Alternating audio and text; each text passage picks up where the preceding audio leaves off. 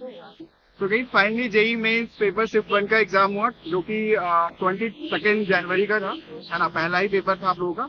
तो total question कितने आए थे पेपर में? 75 क्वेश्चन है, 300 मार्क्स का पेपर आएगा। हाँ। डिफिकल्टी लेवल की बात करें तो क्या डिफिकल्ट था, क्या इजी था, क्या मॉडरेट था? मैथ तो नॉर्मली जैसे जेई में पूछता है कि मॉडरेट टू मैथ थोड़ा सा हाँ, मैथ मतलब मॉडरेट टू में था।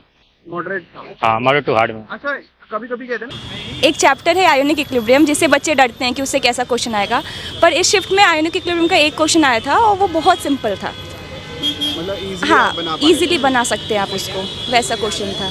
तो सबसे पहले केमिस्ट्री अटेम्प्ट किया। हाँ, केमिस्ट्री स्टार्ट केमिस्ट्री से ही किया था। और उसके अलावा केमिस्ट्री में सबसे डिफिकल्ट पार्ट था जो टाइम ले रहा था काफ़ी ज़्यादा आप लोगों के लिए, वो क्या था? फिजिकल था, जो बहुत ज़्यादा टाइम टेकिंग और उसमें भी जो इंटीजर वाला सेक्शन था, इंटीजर वाला सेक्शन जो था वो और ज़्यादा मतलब टाइम लिया। कैलकुलेशन बहुत ज़्यादा था, कैलकुलेशन बहुत टफ था, ट्रिकी भी था वो पढ़ने में। लाइक ऐसा लग रहा था कि ट्रिक और थोड़े मतलब उसे पढ़ अच्छे से एकदम एक्सप्लेनेशन। केमिकल काइनेटिक्स का जो क्वेश्चन आया था बहुत लेंदी जा रहा था कैलकुलेशन। बहुत लेंदी जा रहा था, मतलब उसे अगर सॉल्व करने जाओ तो वो अच्छा तो खासा इससे लेके जा तो रहा इससे था। अच्छा था कि इसे रोको और क्वेश्चंस पे कुछ और क्वेश्चंस कर लो या फिर जो डायरेक्टली तुम्हें समझ आ रहा है पहले वो वो अटेम्प्ट कर लो। ऐसा नहीं कि अंधे की तरह बस केमिस्ट्री करने ना, लग नहीं, रहे ना, हैं, बिल्कुल भी नहीं। केमिस्ट्री पूरा कर लूंगा फिर फिजिक्स पे जाऊंगा नहीं, या नहीं। मैथ्स बाद में देखूंगा, ऐसा नहीं। उसमें फंसेंगे बाद। हाँ। और मैथ्स में मतलब डिफिकल्ट पार्ट मैथ्स पूरा मॉडरेट ही रहा होगा, जैसा हाँ, लेंदी कैलकुलेशंस थी। हाँ, इस बार भी देखने को मिला था। फिजिक्स में भी कॉन्सेप्चुअल ज़्यादा ही था। और 11th और 12th के पोर्शन में अगर देखे जाए फिजिक्स में तो ज़्यादा क्वेश्चन 12th के साइड से थे या 11th के साइड से थे? मोस्टली तो मिक्स ही थे। मिक्स थे, मतलब ऐसा कुछ ज़्यादा वेटेज नहीं दिख रहा था किसी टॉपिक किसी सब्जेक्ट का। आपको मिक्स लगे? हाँ, मिक्स लगे। हर चैप्टर को इक्वली बांट दिया गया था। हाँ, ओके, मतलब डिस्ट्रीब्यूशन जैसा हमारा होता है वैसा सेम था? हाँ, मोस्टली सेम ही था। मतलब लेकिन कहते हैं कि करंट इलेक्ट्रिसिटी से बहुत ज़्यादा क्वेश्चन आते हैं, पर वैसा कुछ नहीं था। क्वेश्चंस कम थे। हाँ, मतलब एक क्वेश्चन था। EMF वाला था, EMF वाला था। असर्शन रीजन स्टेटमेंट में क्वेश्चन था। हाँ, और ज़्यादा करंट इलेक्ट्रिसिटी मतलब क्वेश्चन 11th से नहीं भी थे। आपको अच्छे खासे पोर्शन में क्वेश्चन हाँ। देखने को मिले। हाँ, इस बार कोनिक का भी था। लाइक कोनिक के 2-3 क्वेश्चन थे। मतलब वैसे जनरली इतने नहीं देखे जाते। कोनिक के 2 क्वेश्चन तो वैसे थे और उसके अलावा कोऑर्डिनेट ज्योमेट्री भी।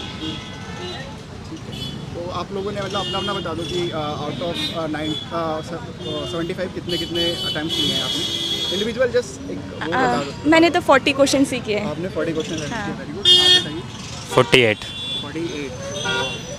48 सही है नंबर। 28 डिसेंट। 40 तो लगभग आप लोगों ने 30 से लेके 40 के बीच में आप सभी लोगों ने अटेम्प्ट किया है।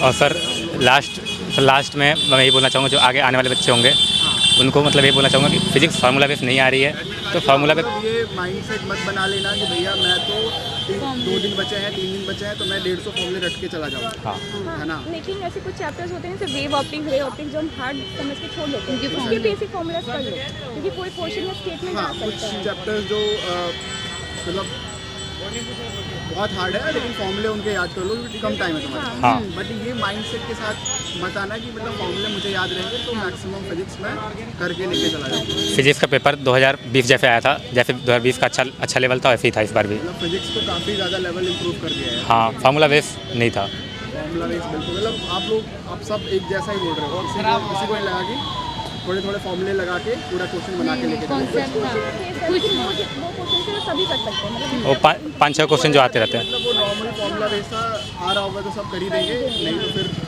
हाँ, मतलब सर पेपर में तो ऐसे क्वेश्चंस होते हैं कि 5-6 क्वेश्चंस ऐसे होते हैं जो सब कर लें। उसके अलावा तो फिर कॉन्सेप्ट पढ़ के जाना ही पड़ता कर है। ही लेगा इंसान। हाँ, तो कुल मिला के सही है, फिर तो बढ़िया है यार। और अगर मॉडरेट बता रहे हो तो उस हिसाब से मार्क्स वर्सेस परसेंटाइल में भी एक डिफरेंस देखने को मिलता है। हाँ वो मिलेगा। हर साल जो पेपर जो थोड़ा सा टफ होता है ना उसमें कम मार्क्स पे भी आपकी परसेंटाइल अच्छी बनती है और रैंक भी फिर उससे अच्छी निकल के आती है।